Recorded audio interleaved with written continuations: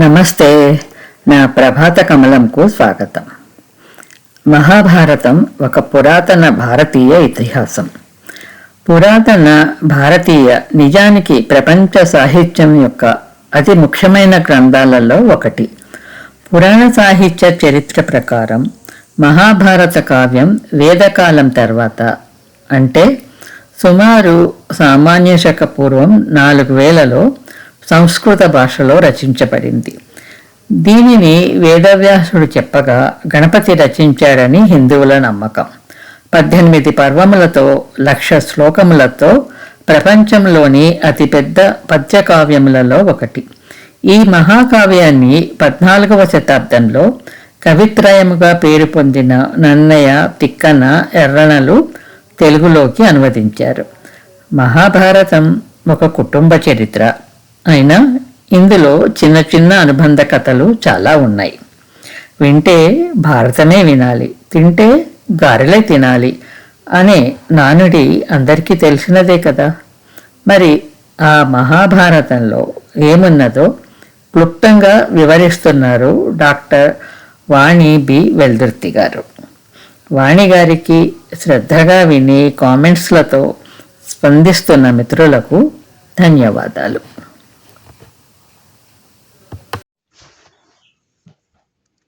భాగవతంలో ఏముందో కిందటి వారం తెలుసుకున్నారు కదా. మహాభారతంలో ఏముందో ఇప్పుడు తెలుసుకుందాం. మహాభారతంలో ఏముంది? రచన, స్వరం డాక్టర్ వాణి బి వెల్దుర్తి. వ్యాస మహర్షి సంస్కృతంలో రాసిన మహోన్నత ఇతిహాసం మహాభారతం. ఈ కావ్యం పంచమ వేదంగా ప్రసిద్ధి చెందింది. దీనిని నన్నయ్య, తిక్కన్న, ఎర్రన్న తెలుగులో అనువదించారు. మొత్తం మహాభారతం 18 పర్వాలలో ఉంది. భాగవతంలో పరమ భాగవతోత్తముల కథలను సుఖమహర్షి పరీక్షిత్ మహారాజుకు వివరిస్తే, భారతంలో వేదవ్యాసుడు, మార్కండేయ మహర్షి అనేక పుణ్యకథలను ధర్మరాజుకు చెప్పారు. ఈ కథలలోని పాత్రల నడవడిక మనకు ఎన్నో ధర్మాలను బోధిస్తాయి. భారతంలో ఈ చిన్న కథలు అరణ్య పర్వంలో వస్తాయి.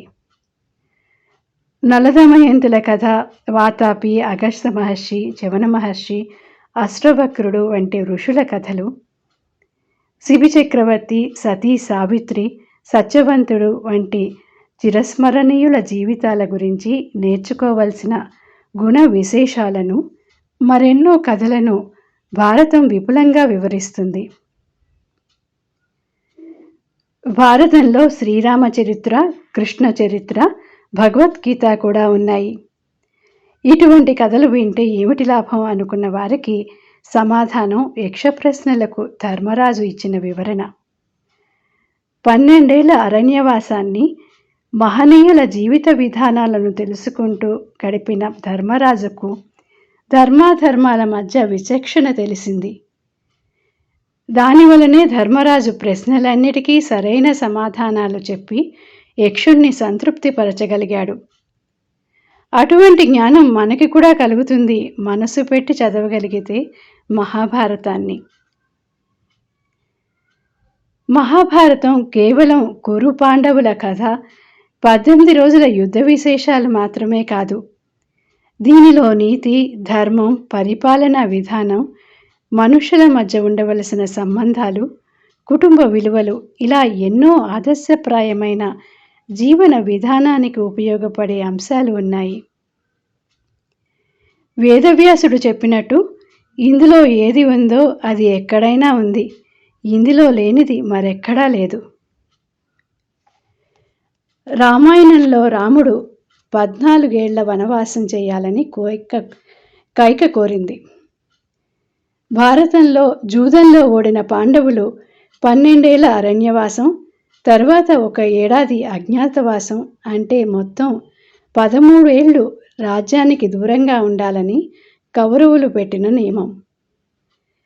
2 ఇతిహాసాల్లో కూడా 14వ ఏట యుద్ధం జరిగింది. వీటి సామీప్యం ఏమిటి అంటే, శ్రీ వనం జ్వాలా నరసింహారావు గారు ఇలా వివరించారు. రామాయణ మహాభారతాల్లో అరణ్యవాసం వెనుక ఉన్న సంబంధం law of position of property.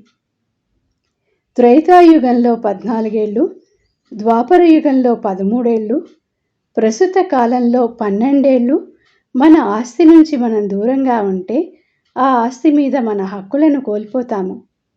Kaika, దుర్యోధనుని ఆలోచనల వెనుక ఉన్న రహస్యం కూడా ఇదే అని అన్నారు. ధర్మం ఎక్కడ ఉంటే జయం అక్కడే అన్న ధర్మాన్ని మహాభారత యుద్ధం మరోసారి నిరూపించింది. యుద్ధానంతరం రాజధర్మాలను, నీతులను భీష్ముడి దగ్గర ధర్మరాజు తెలుసుకున్నాడు. భారతంలోని ఈ భాగం వర్ణాశ్రమ ధర్మాలు, రాజ్య పరిపాలనా నియమాలు, రాజధర్మాలు, యుద్ధనీతి మొదలగు ఎన్నో ధర్మాలను వివరిస్తుంది. మానవాళి నిత్య సత్ప్రవర్తనకు సంబంధించిన అంశాలను కూడా భీష్ముడు ధర్మరాజుకు తెలియచేశాడు. ఉత్తమమైన ధర్మం నిజం చెప్పటమని, పాపాలన్నిటికీ మూలం పేరాసని, పాపపుణ్యాలు నరుడిని వదలవని, ఇంద్రియ నిగ్రహం అత్యవసరమని భీష్ముడు వివరించాడు. దైవజ్ఞాన పద్ధతిని, మోక్ష మార్గాన్ని కూడా భీష్ముడు తెలియచేశాడు.